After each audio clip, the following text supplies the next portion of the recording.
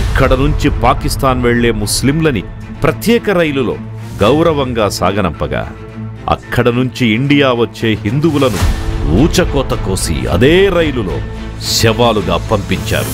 మనం ఎవరినైతే రిక్రూట్ చేసుకుంటున్నామో వాళ్ళు ఇంజనీరింగ్ లేదా పీజీ కంప్లీట్ చేసి ఉండాలి.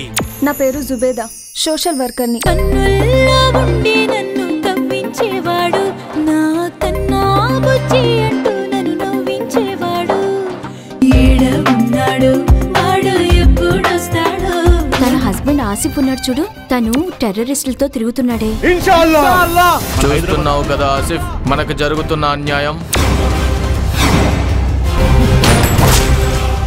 ఈ దేశంలో ఎక్కడ ఏం జరిగినా ఇస్లాం అనే ట్యాగ్ పెడుతున్నారు.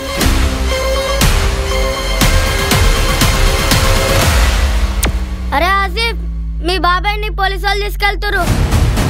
మతోన్మాదులు సార్, దేశ రక్షణను కోరుకునే వాళ్ళని మతోన్మాదులుగా చిత్రీకరించారు. పాకిస్తాన్ సంకనాకే వాళ్ళని మంచి వాళ్ళుగా చిత్రీకరిస్తున్నారు. మనం ముస్లిమ్స్ కాబట్టి మీ చిచ్చా నిరికించారు. ఈ దేశంలో ఇంతే బెట. మీ అల్లుడు ఆసిఫ్ టెర్రరిస్టులతో తిరుగుతున్నాడు. దేశం జోలికొచ్చిన, దేశ ప్రజల జోలికొచ్చిన మట్టిలో కలిపేస్తాం. దేశానికి బతుకంతా అర్పించుటే నా ఎజెండా. ये हिंदू लोग इस्लाम कबूल किया या नहीं? జై శ్రీరామ్, జై శ్రీరామ్, జై శ్రీరామ్, జై శ్రీరామ్. నాకు మాట ఇవ్వు ఆసిఫ్. ఈ దేశాన్ని నాశనం చేయమని మీ నాన్న ఒట్టేయించుకుందా?